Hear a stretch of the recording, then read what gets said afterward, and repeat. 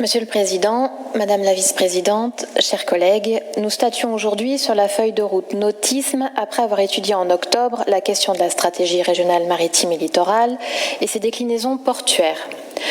Vous vous souvenez, les deux premières nous avaient laissé un sentiment mitigé parce qu'elles nous paraissaient trop vagues. Nous avions alors indiqué que les 4 axes de développement de la région ne constituaient pas une stratégie mais plutôt une ambition.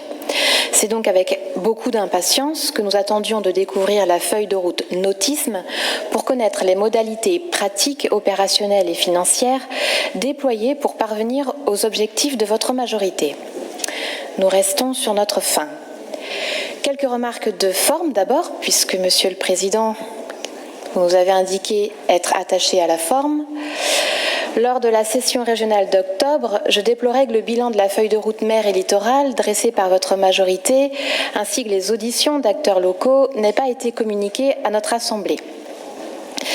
Cette fois, je découvre page 5, une consultation du réseau des référents nautiques des EPCI et des destinations touristiques bretonnes en fin 2022. Et page 1, une collecte des avis des partenaires externes avec intégration dans le document. Où sont ces travaux ? Encore une fois, pourquoi l'ensemble des élus du Conseil régional n'y a-t-il pas accès ? Y aurons-nous accès un jour ? Bien sûr, il est logique que nous ne participions pas aux discussions internes qui définissent votre politique, mais nous attendons tout de même, au moment du vote, d'accéder aux documents de travail qui appuient votre réflexion, notamment s'ils émanent des organes ou des collectivités locales dans lesquelles certains ici siègent, et plus encore des collectivités locales situées à l'autre bout de notre grande région et que nous n'avons pas l'occasion de rencontrer tous les jours. Ensuite, la région avait déclaré en octobre s'emparer, et c'est un terme que j'ai repris littéralement dans le texte, du lead en matière portuaire. Aujourd'hui, elle revendique sa légitimité en se faisant la part belle d'actions de territoire qu'elle mènerait déjà. Loin de moi l'envie de déprécier le travail de la région, mais il faut relativiser et rendre à César ce qui est à César.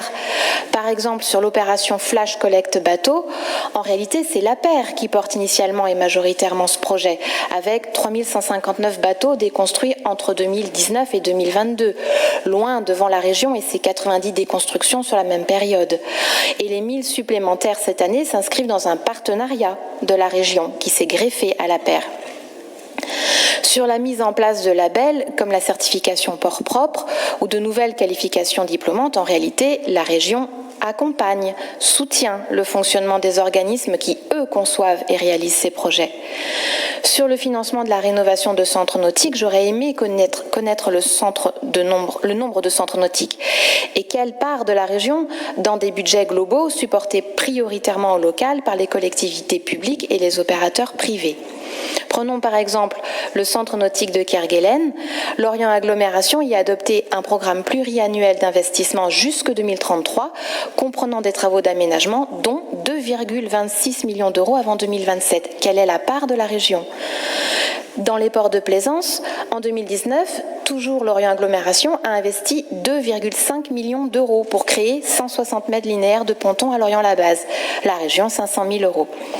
En 2022, nouvel agrandissement des pontons liés à la course au large à hauteur de 1,55 million d'euros. La région, pas un sou. Elle n'a pas même validé le projet. Pire, elle l'a retardé de 6 mois dans le but annoncé de donner son aval et à terme échu, elle ne s'était pas prononcée. Pareil pour la création du ponton d'honneur devant le péristyle pour accueillir des bateaux patrimoniaux de tonnage exceptionnel. Encore et dernier exemple, la Cellor a mis fin à une gabegie énergétique en installant sur ses pontons des prises de courant à compteur individuel permettant de responsabiliser les plaisanciers. Elle a également aménagé une zone anti-voile sur l'Orient Centre, autant d'investissements conformes à la politique écologique régionale pour lesquels la région n'a pourtant pas contribué. En réalité, les capacités financières de la région ne lui permettent pas, ou rarement, d'être majoritaire ou instigatrice des projets. Ce sont les collectivités locales et les opérateurs privés qui investissent prioritairement dans les infrastructures nautiques. Nous devons donc admettre que la région se situe de fait dans une capacité d'accompagnement des projets territoriaux et non de lead. C'est précisément ce qu'on attend d'elle. Dès lors, elle doit revoir ses revendications à une plus juste mesure. Sur le fond, ensuite, je ne vous cache pas que cette feuille de route nous a quelque peu déçus. Bien sûr, et comme je l'avais déjà remarqué en octobre, on sent le travail d'étude approfondie de vos services. Mais la reprise in extenso de ce travail donne l'impression d'être encore au stade du défrichage, avec identification des éléments de contexte, d'historicité, de transversalité. Le sujet tourne indéfiniment autour des visions thématiques de la région Bretagne, articulées différemment selon qu'on les présente sous ces différents jours. Page 4, ce sont les 3 ambitions transversales de la région qui sont rappelées: bien vivre dans une Bretagne en bonne santé, plus d'emplois, moins de carbone, plus de notoriété des actions régionales.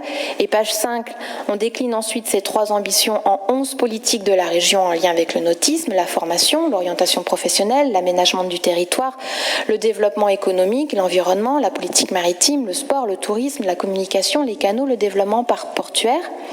Et page 18, on regroupe à nouveau ces 11 politiques en 6 orientations stratégiques nautiques: le développement de l'accès aux formations et aux métiers de la filière nautique, l'augmentation de la part des Bretons pratiquant une activité nautique dans un cadre socio-éducatif, la réduction de l'empreinte écologique des infrastructures et des pratiques, l'exemplarité des employeurs et des organismes de formation en matière de responsabilité sociétale et environnementale, la visibilité de l'action régionale et enfin la coordination des acteurs pour éviter les doublons et susciter des actions transversales.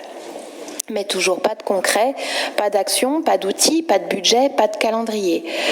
Alors, je n'ai peut-être pas compris ce qu'était une feuille de route. Il me semblait que ce devait être un plan clair, détaillant toutes les actions à réaliser pour atteindre un objectif déterminé. Elle devrait comprendre le rappel du produit livrable, la liste des tâches avec priorisation, les outils juridiques à mettre en place pour y parvenir, le calendrier avec des jalons, le récapitulatif des ressources financières fléchées et enfin l'outil de mesure des résultats au regard du plan stratégique.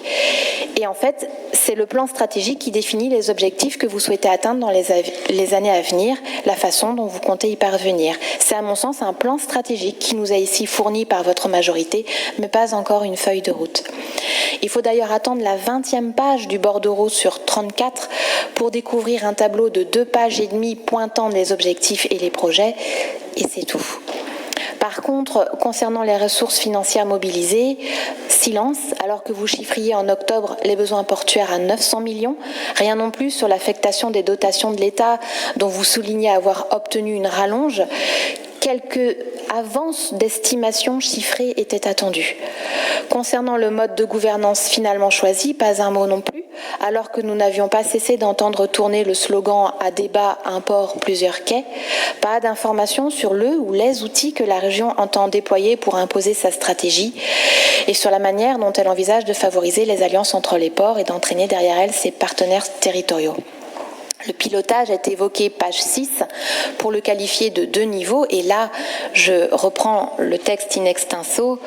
Niveau politique, un pilotage global de l'ensemble des actions par l'élu mandaté sur le nautisme et un pilotage opérationnel par chaque élu référent au regard de son propre mandat. Okay. Niveau technique, un pilotage global des actions par des moyens humains internes transversaux, un pilotage à l'échelle du projet par des moyens humains de chaque direction ou partenaires identifiés comme pilote du projet, animant des groupes de travail ad hoc sur les sujets dont il a la charge.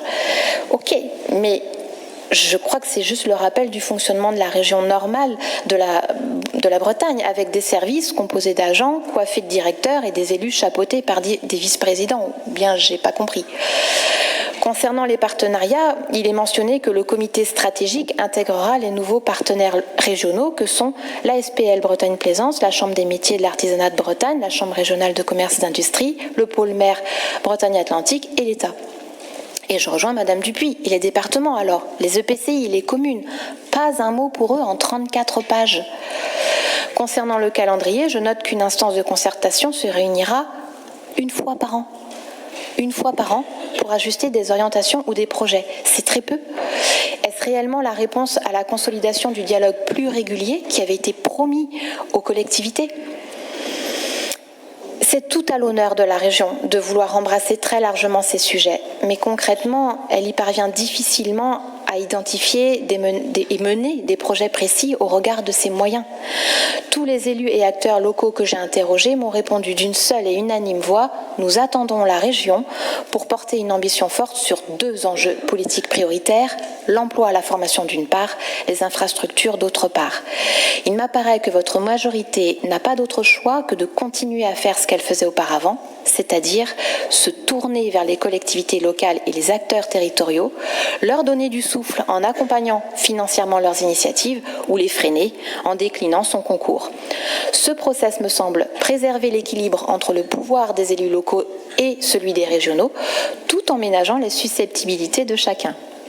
Pour ce faire, la région Bretagne doit intégrer les structures locales déjà existantes et opérationnelles, surtout quand elles sont performantes, pour devenir ce fil conducteur qui relie tous les ports de Bretagne et y envoyer le même courant électrique d'une stratégie générale et coordonnée. Cela nous évitera la création de nouveaux machins juridiques superfétatoires et coûteux. La région développe actuellement une doctrine générale de prise de participation au capital de différentes SPL de bois et énergies renouvelables sur le territoire breton. C'est une jurisprudence à étendre in concreto. Et notre groupe vous y encourage à nouveau. Je vous remercie de votre attention.